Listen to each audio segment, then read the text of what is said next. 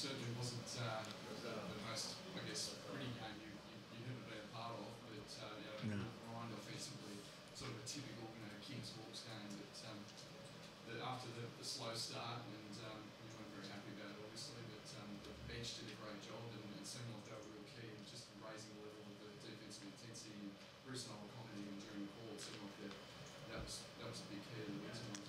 Yeah, I think you go through stages. I've been on edge all week because I've just felt everything slipping this week. You feel about people talking about Christmas and how many days off we're going to get, and 15 days between games, and that's a sign of an inexperienced team. And we haven't trained well all week, and we came out the exact same way. And we broke down on some of the systems that we pride ourselves on, and but it's a learning experience for us as well to have to go through this. Defensively to hold them to 36%. For us to only shoot the ball at 32% and then still win the game is a positive sign. And we found ways to do that. I thought our bigs, Darnell and Crosby and Graham were great on the offensive boards. 16 offensive rebounds is great for us. We looked after the basketball, only 9. So there were some positives to take out of it, but we certainly didn't execute and didn't play the way that we wanted to be able to play. And I mean, one of the things that people talked about last week was the bench. The fact that the so-called lack of depth. But you've been extremely, positive about these guys and giving them an opportunity to play. And I mean, Jared Weeks and Kevin White and Graham Dan all really. Graham's been doing it all year, but for a team that's supposedly not to have a bench, you got some great minutes out of those guys tonight. Yeah, I feel like I want to send a message to everybody on our squad that the people who train hard and are doing the extra things are going to get an opportunity to be able to play. And I feel like Weeksy's been training really hard and really well, and he came on and he just played within the structure. He played his role, and I thought he really helped us at stages. And as you say, with Whitey as well, I think without him making shots, he still was able to find a role and to be able to contribute. You spoke about Graham. But we played against a very good team tonight, and we said all week it doesn't matter that they'll be playing the second game. They're a class team. Gordy's a very good coach, and it was always going to be an interesting game for us to see how we handled it. You talked about staying within the process, not worrying about any external things. But as you say, was it a real learning experience? Was that what the main thing you take out of tonight? To play against that team and managed to get a win despite, as you said, everything that went wrong in training during the week? Yeah. I mean, we did. We stayed with it, and we held tough, and to be able to win overtime by 7, I think is a positive. To be able to stay with it when we really lost our way. Every game, whether you win or lose, you're going to take something from it and learn a lot from it. And as we've said in this rebuilding year for us, is that we have to continue to develop and to grow. And this will be no different. There's no doubt that I'll leave tonight with more disappointment than I am excitement. But at the same time, that's basketball, and that's the way it is, and it's part of our growth. And we've got good guys that want to be able to watch tape, want to be able to learn, want to be able to see how they can contribute. They've got their heart in the right place for the right team, and Darnell's probably typifies that more than anyone. He wants to watch more tape about how he can help the team and how he can get better every week. What do you do over these things? You've got the break now for the All-Star game, and then obviously you come back against, it's going to be another blockbuster against Perth. Yeah. Over the Christmas break, I mean, what do you do to sort of get the guys refocused? I know you'll probably give them a couple of days off, obviously, to recharge, but what do you do to get them refocused and re-energised against what is against a great team that obviously took you out of all the stuff you wanted to do in Perth before? Yeah. The breaks can work two ways. For teams that aren't playing very well, they're great because you can start again after the break.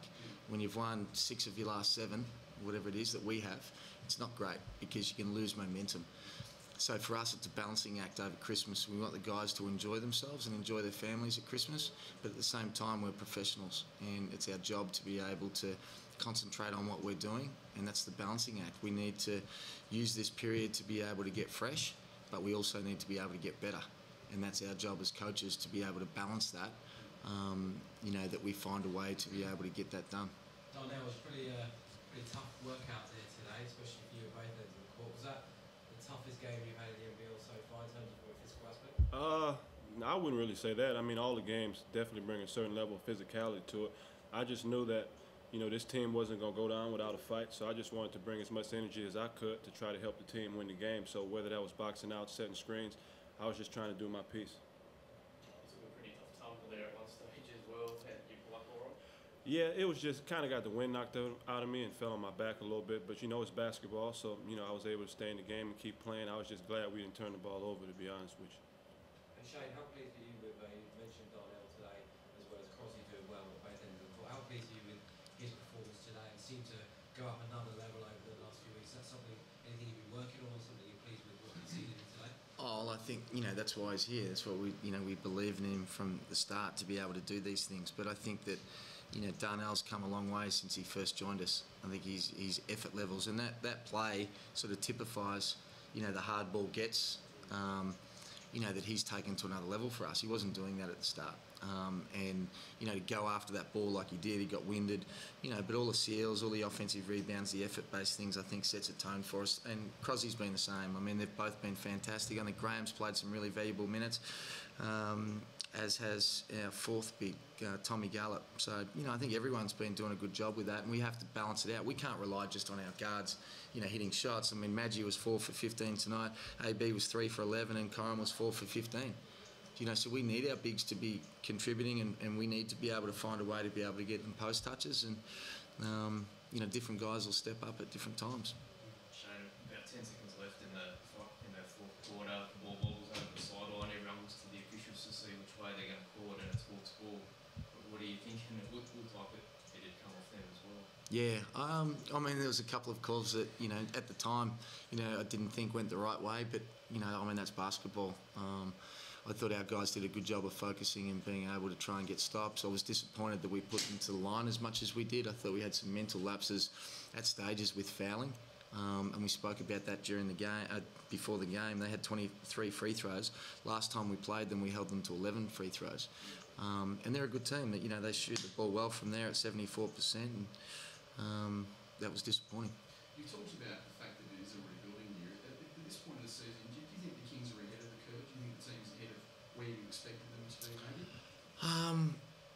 Yeah, I mean, it's going well for, throwing a team together and trying to get a team that's balanced and losing our two best players. Yeah. But at the same time, when we sat at Terrigal in our pre-season camp, we had one goal of to win a championship. And whilst, other people are going to laugh at that, and with a new team and probably not a lot of stars in the team, then you expect that.